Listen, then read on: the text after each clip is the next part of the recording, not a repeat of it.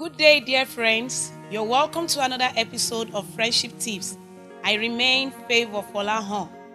We'll be looking more into conflict resolution ethics in friendship. In the last episode, we were admonished to pray for grace to bear and not to withdraw from our friends whenever conflict arises. But today, we'll look further into scriptures to see how God will have us handle conflict in our friendships.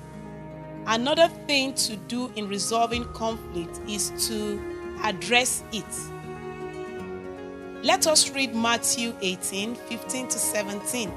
It says, "Moreover, if thy brother shall trespass against thee, go and tell him his fault between thee and him alone.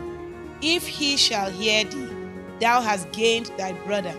But if he will not hear thee, then take with thee one or two more, that in the mouth of 2 or 3 witnesses every word may be established." Verse 17, "And if he shall neglect to hear them, tell it unto the church. But if he neglects to hear the church, let him be unto thee as an hidden man and a publican." In verse 15, there are 2 key words used: go and tell.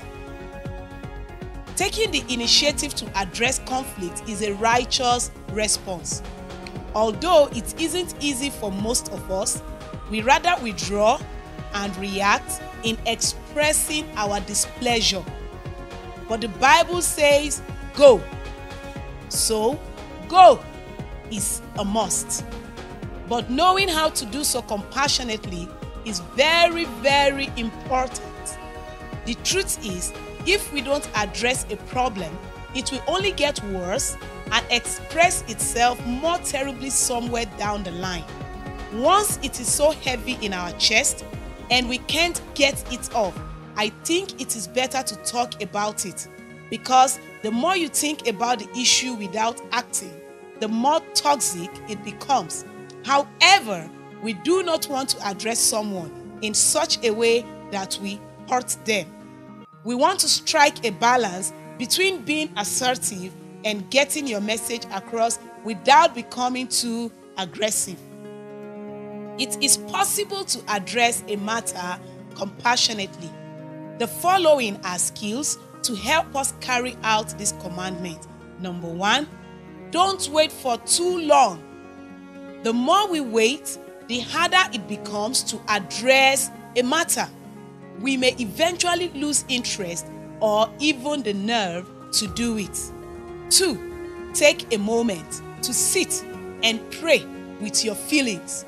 Most times, the conflict is about us, and we may not see it and see more of the other person. When you are too aggressive about a matter, it is most likely you are the one that should be helped. Matthew chapter 7, verse 3-5. "And why beholdest thou the mote that is in thy brother's eye, but considerest not the beam that is in thine own eye? 4, or how wilt thou say to thy brother, Let me pull out the mote out of thine eye, and behold, a beam is in thine own eye?" Verse 5, "Thou hypocrite, first cast out the beam out of thy own eye, and then shalt thou see clearly to cast out the mote of thy brother's eye." Anything that makes us see a mote in our friend's eye, it means there's a beam in ours. So, prayer helps us to see ourselves more than the other party. Prayers help us to see our friends as an instrument for our own salvation. And prayer helps us to compassionately pray for them even if their fault is evident. 3, know your intentions. To start with, what do you want to get out of addressing the matter? Do you want to just talk to the person so that he or she will not take you as a fool, or venting all your anger on him or her so that next time he or she will know his boundaries? If these are your reasons, it is better not to have the conversation at all and get yourself healed first.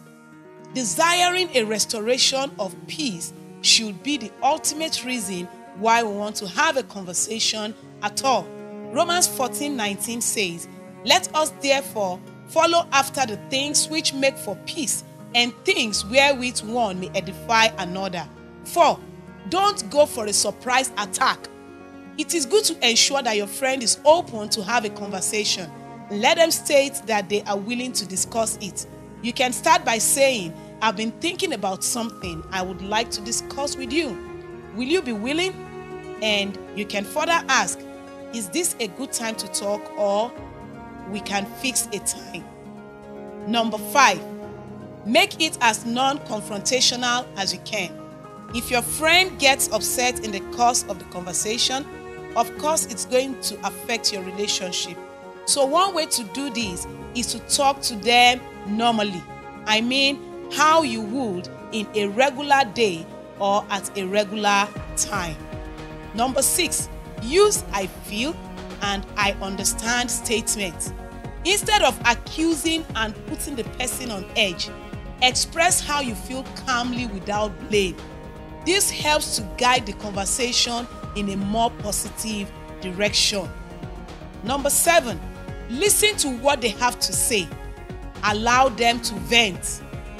A healthy confrontation is not about dumping all your grievances on your friend. Allow him or her to have a say.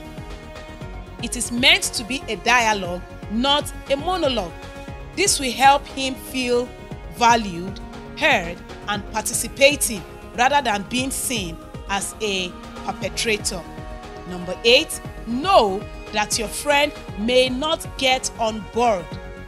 Understanding how to address a matter does not mean it will be successful, because some people have not cultivated how to take responsibility for their own behavior and instead prefer to blame it on others. If you sense this, it is probably best to just move on. If there seems to be no solution found, at least concerns have been expressed in a healthy and matured way. From this point, we can bring in a third party who should be somebody with judgment that has a measure of authority over you both. This is not wrong at all, as the Bible teaches us to do so, as we read earlier from the book of Matthew chapter 18 and verse 16.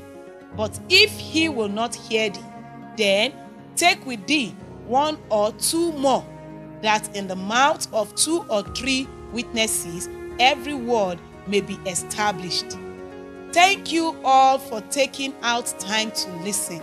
Let's go and put into practice all we have heard. See you some other time. Bye.